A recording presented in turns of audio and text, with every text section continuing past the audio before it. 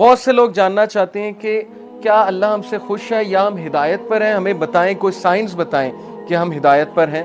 تو انشاءاللہ میں 6 سائنس آپ سے ڈسکس کرتا ہوں۔ سب سے پہلا سائن یہ ہے ہدایت پر ہونے کا کہ آپ اللہ کی طرف سے ہدایت پہ ہیں، کہ آپ ہدایت کی دعا کر رہے ہیں۔ یہ پہلا سائن ہے کہ اللہ آپ سے پلیزڈ ہے اور آپ ہدایت پر ہیں، کیونکہ جو انسان دعا ہی نہیں کر رہا وہ دوسروں کو کہتا ہے میرے لیے ہدایت کی دعا کرو، میرے لیے ہدایت کی دعا کرو، لیکن خود اس نے کبھی نہیں کی، خود اس نے کبھی ہاتھ نہیں اٹھائے، تو آپ کا کیا خیال ہے اسے ہدایت آ جائے گی؟ اللہ یہ کہ اللہ تعالیٰ کو بہت بڑا احسان اس پہ کر دیں، کوئی بہت ہی اس کی بات انہیں پسند آ جائے، ادروائز بہت مشکل ہے۔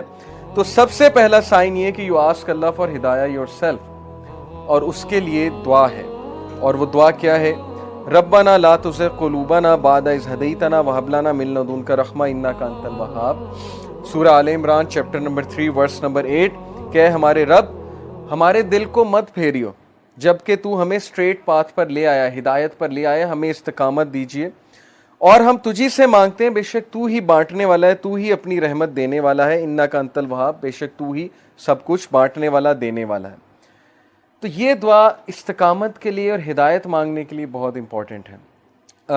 جب بھی آپ دعا کی قبولیت کے اوقات ہیں نا، جیسے رین آفٹر رین، یا سفر کے دوران، یا اذان اور اقامت کے دوران، تو اس دوران اس دعا کو ضرور اپنی لسٹ میں شامل کر لیں۔ بہت جامع دعا ہے کہ اللہ مجھے کبھی بھی میرے دل کو پھیریو نہ، کیونکہ مقلب القلوب اللہ ہے، اللہ کی 2 انگلیوں کے درمیان انسانوں کے دل ہیں، اور اللہ چاہے تو دلوں کو پھیر دے، اور جب دل پھر جاتے ہیں تو پھر نیکی نیکی نہیں لگتی، بدی بدی نہیں لگتی، اور پھر دل کی کنڈیشن بہت عجیب ہو جاتی۔ تو پہلی چیز، پہلا سائن ہے that you are asking Allah for ہدایہ۔ Second sign that you are turning to Allah after sinning. انسان کے ہدایت میں ہونے کی نشانی یہ ہے کہ وہ گناہ کرنے کے بعد اکڑتا نہیں ہے، بلکہ اللہ کی طرف رجوع کرتا ہے، اللہ کی طرف بھاگتا ہے۔ جیسے اللہ نے کہا نا فَفِرُّوا إِلَى اللَّهِ، کہ بھاگو اپنے رب کی طرف، سارے کے سارے۔ وہ آیت میں آپ کو سناتا ہوں، سورہ آل عمران کی ورس 135، وَالَّذِينَ إِذَا فَعَلُوا فَاحِشَةً أَوْ ظَلَمُوا أَنفُسَهُمْ ذَكَرُوا اللَّهَ وَالَّذِينَ إِذَا فَعَلُوا فَاحِشَةً when they commit an evil، جب یہ کوئی فحش کام کر بیٹھتے ہیں، کوئی گناہ کر بیٹھتے ہیں، اس سے ثابت ہوا کہ نیک لوگ سے بھی گناہ ہو جاتا ہے، ہر کوئی پھسل جاتا ہے۔ او ظلموا، اور ظلم کر بیٹھتے ہیں، انفسہم، اپنے نفس پہ، ذکر اللہ، اللہ کو یاد کرتے ہیں فوراً۔ اللہ کو یاد کرنے سے مراد یہ ہائے اللہ، یا او اللہ، یا کچھ بھی، مطلب ایک دم منہ سے نکل جاتا ہے نا، اللہ کے لیے آہ نکل جاتی ہے، یا گناہ جب کرتے ہیں ایک دم سے اللہ یاد آ جاتا ہے کہ یہ میں نے کیا کر دیا، صرف یاد آنا، ذکر اللہ، اللہ کو یاد کرتے ہیں۔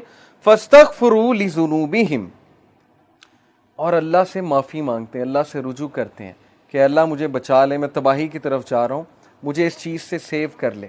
اللہ کو یاد کیا، اللہ سے استغفار کیا۔ وَمَن يَغْفِرُ الذُّنُوبَ إِلَّا اللَّهُ، اور کون ہے جو گناہوں کو معاف کر دے سوائے اللہ کے؟ کوئی نہیں ہے جو اللہ کے علاوہ گناہوں کو معاف کر سکتا ہے۔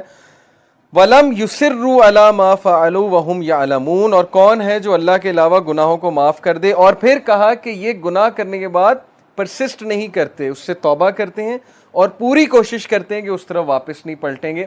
اسی لیے ٹرو ریپینٹنس کی کنڈیشن میں آپ کو بتاؤں، اسکالر کہتے ہیں کہ ٹرو ریپینٹنس یہ ہے، اگر آپ نے دیکھنا ہے نا کہ آپ کی توبہ قبول ہوئی ہے کہ نہیں ہوئی ہے، تو یہ دیکھیں کہ آپ اس گناہ سے بچ رہے ہیں کہ نہیں بچ رہے ہیں۔